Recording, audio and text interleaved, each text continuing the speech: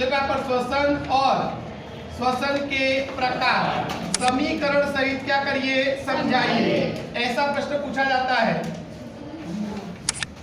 तो आपको सबसे पहले क्या लिखने का, श्वसन के बारे में। किसके बारे में, श्वसन के बारे में। तो मैंने आपको बताया था कि एकदम सरल परिभाषा लिख सकते हैं, भोजन में से, भोजन में से ऊर्जा मुक्त करने की, भोजन में से ऊर्जा मुक्त करने की, ऊर्जा मुक्त करने की क्रिया को क्या कहते हैं, श्वसन कहते हैं। तो आपको लिखने का कि भोजन में से ऊर्जा मुक्त करने की क्रिया को क्या बोलते हैं, श्वसन कहते हैं। या तो एक परिभाषा लिख सकते हो कि शरीर के बाहर से ऑक्सीजन ग्रहण करके, भोजन यानी खाद्य पदार्थ, का विघटन करके, ऊर्जा मुक्त करने की क्रिया को भी क्या कहते हैं, श्वसन कहते हैं। तो आप दो परिभाषा लिख सकते हो श्वसन की। नंबर 1, भोजन में से ऊर्जा मुक्त करने की क्रिया को क्या बोलते हैं, श्वसन। या शरीर के बाहर से ऑक्सीजन ग्रहण करके, खाद्य पदार्थों का विघटन करके ऊर्जा मुक्त करने की क्रिया को श्वसन कहते हैं। अब श्वसन के कितने प्रकार है, तो 2। नंबर 1 है वायवीय श्वसन, क्या है, वायवीय श्वसन। और नंबर 2 है अवायवीय श्वसन, क्या है, अवायवीय श्वसन। तो आपको याद रखिएगा श्वसन के कितने प्रकार, 2, वायवीय श्वसन और अवायवीय श्वसन। वायवीय श्वसन को अक्षीय श्वसन भी कहते हैं, क्या बोलते हैं, अक्षीय श्वसन कहते हैं। और अवायवीय श्वसन को बोलते हैं अनॉक्सीय श्वसन, क्या बोलते हैं, अनॉक्सीय श्वसन भी कहते हैं। अब ये दोनों पढ़ने के लिए आपको ना एक समीकरण याद रखना है। तो यहाँ पर देखो ये ग्लूकोज है, क्या है, ग्लूकोज। अब ये ग्लूकोज का क्या होता है कि ऑक्सीजन की अनुपस्थिति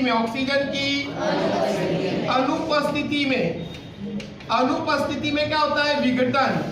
कहाँ पर विघटन होता है, तो कोशिका रस में। कहाँ पर होता है, क्या बनता है, पायरुवेट। क्या बनता है, पायरुवेट बनता है। क्या बनता है, पायरुवेट बनता है।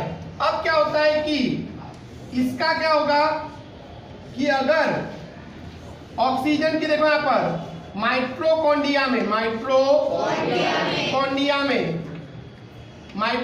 यानी कणाक सूत्र, क्या बोलते हैं इसको, कणाक सूत्र।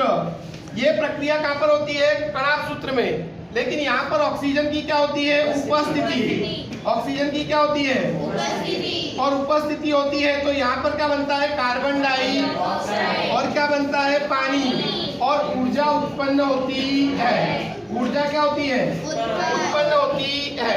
लेकिन यही श्वसन अगर किसमें होता है, ईस्ट में। किसमें होता है, ईस्ट में। तो यहाँ पर ऑक्सीजन की क्या होती है, अनुपस्थिति। क्या होती है, अनुपस्थिति होती है। तो यहाँ पर क्या बनता है, एथेनॉल। क्या बनता है, एथेनॉल, और कार्बन डाइऑक्साइड, और ऊर्जा मुक्त होती है। ऊर्जा क्या होती है, मुक्त होती है। तो यहाँ पर आपको याद रखने का कि देखो ये यहाँ पर पहला स्टेप जो है, पहला स्टेप में ऑक्सीजन की क्या है, अनुपस्थिति है। लेकिन यहाँ पर देखो दूसरे स्टेप में ऑक्सीजन की क्या है, उपस्थिति है। तो यहाँ पर देखो, यहाँ पर वायवीय श्वसन हो रहा है। कौन सा श्वसन हो रहा है, वायवीय श्वसन। और यहाँ पर क्या हो रहा है, दोनों स्टेप में देखो क्या है, अनुपस्थिति। तो यहाँ पर क्या हो रहा है, अवायवीय श्वसन। क्या हो रहा है, अवायवीय श्वसन। तो आपको याद रखने का कि पहला पॉइंट दोनों में लिख सकते हो, क्या लिख सकते हो कि ऑक्सीजन की उपस्थिति में, होने वाले श्वसन को, वायवीय श्वसन कहते हैं। दूसरे में लिखने का कि ऑक्सीजन की अनुपस्थिति में, होने वाले श्वसन को, अवायवीय श्वसन कहते हैं। क्या बोलते हैं, अवायवीय श्वसन कहते हैं। इतना समझ में आया। क्या था मैंने कि ऑक्सीजन की उपस्थिति में, होने वाले श्वसन को क्या बोलते हैं, वायवीय श्वसन अथवा ऑक्सीय श्वसन कहते हैं। ऑक्सीजन की अनुपस्थिति में होने वाले श्वसन को अवायवीय श्वसन अथवा तो क्या बोलते हैं, अनॉक्सीय श्वसन कहते हैं। अब देखो यहाँ पर वायवीय श्वसन में क्या होता है कि वायवीय श्वसन के अंत में क्या क्या बन रहा है? तो वायवीय श्वसन के अंत में क्या बन रहा है? कार्बन डाइऑक्साइड और पानी। तो आपको लिखने का वायवीय श्वसन के अंत में, वायवीय श्वसन के कार्बन डाइऑक्साइड और पानी बनता है। कार्बन डाइऑक्साइड और क्या बनता है? पानी बनता है। जबकि अवायवीय श्वसन में देखो, अवायवीय श्वसन के अंत में क्या बन रहा है? तो अंत में बन रहा है क्या? एथेनॉल। क्या बन रहा है? एथेनॉल और कार्बन डाइऑक्साइड बनता है। एथेनॉल क्या बनता है?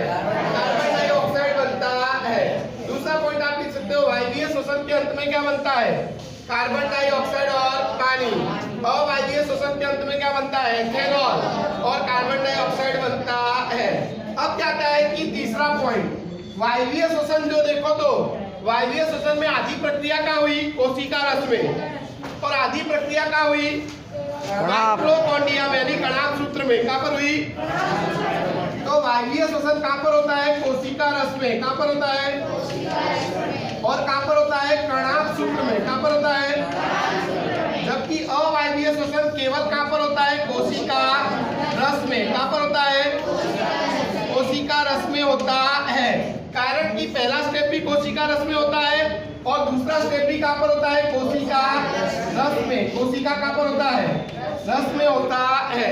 अच्छा, वायवीय श्वसन जो होता है उसमें जो ऊर्जा उत्पन्न हुई वो कैसी होती है? अधिक। कैसी होती है? यानी कि जूनी किताब में दिया था 38 एटीपी ऊर्जा उत्पन्न होती है। कितनी उत्पन्न होती है? 38। तो यहाँ पर आपको लिखने का वायवीय श्वसन में अधिक ऊर्जा उत्पन्न होती है।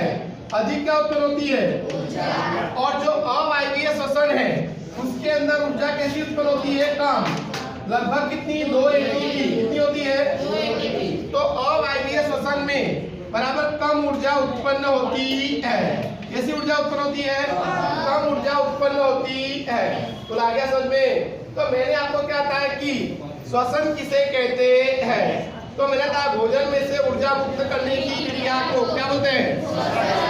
श्वसन के कितने प्रकार? वायवीय श्वसन और वायवीय श्वसन किसको बोलते हैं? ऑक्सीजन की उपस्थिति में होने वाले श्वसन को वायवीय श्वसन कहते हैं। ऑक्सीजन की अनुपस्थिति में होने वाले श्वसन को अवायवीय श्वसन कहते हैं। वायवीय श्वसन के अंत में कार्बन डाइऑक्साइड और क्या बनता है?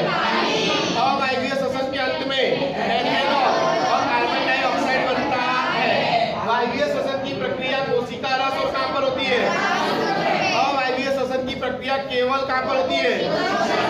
वायवीय श्वसन में अधिक ऊर्जा उत्पन्न होती है। अवायवीय श्वसन में कैसी? कम ऊर्जा होती है। अच्छा, कई बार क्या होता है कि हमारे अंदर भी क्या होता है? अवायवीय श्वसन। हमारे अंदर भी क्या होता है? अवायवीय श्वसन होता है। यानी कि कई बार हम जब ज्यादा कसरत करते हैं हमारे ऑक्सीजन की क्या हो जाती है? कमी। यानी ऑक्सीजन का क्या होता है? अभाव। ऑक्सीजन का क्या होता है? अभाव होता है हमारी पेशियों में, पेशी कोशिका में। बराबर ऑक्सीजन का क्या होता है? अभाव। तब क्या बनता है? लैक्टिक अम्ल। क्या बनता है?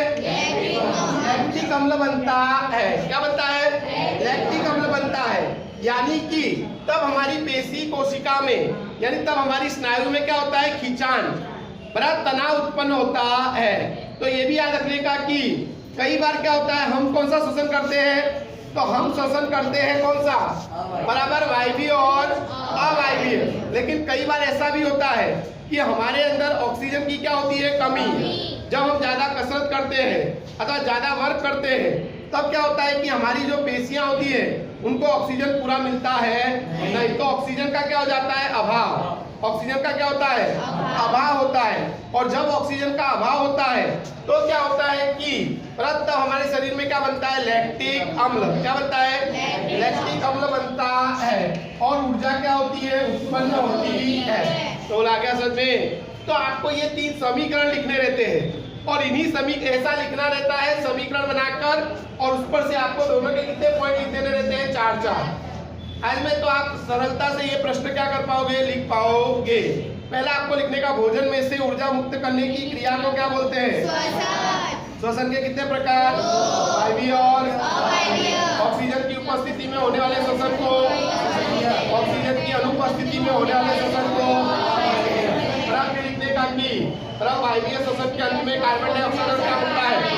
अवायवीय श्वसन के अंत में एथेनॉल और क्या बनता है? Carbon dioxide. और लिखना चाहो तो लिख सकते हो क्या? लैक्टिक अम्ल भी बनता, क्योंकि अभाव तो है ही, पर आप अनुपस्थिति भले नहीं है पर कैसा है? अभाव है। ठीक। दूसरी बात, वायवीय श्वसन में क्या होता है कि प्रक्रिया, वायवीय श्वसन की प्रक्रिया कोशिका रस में और क्या होती है?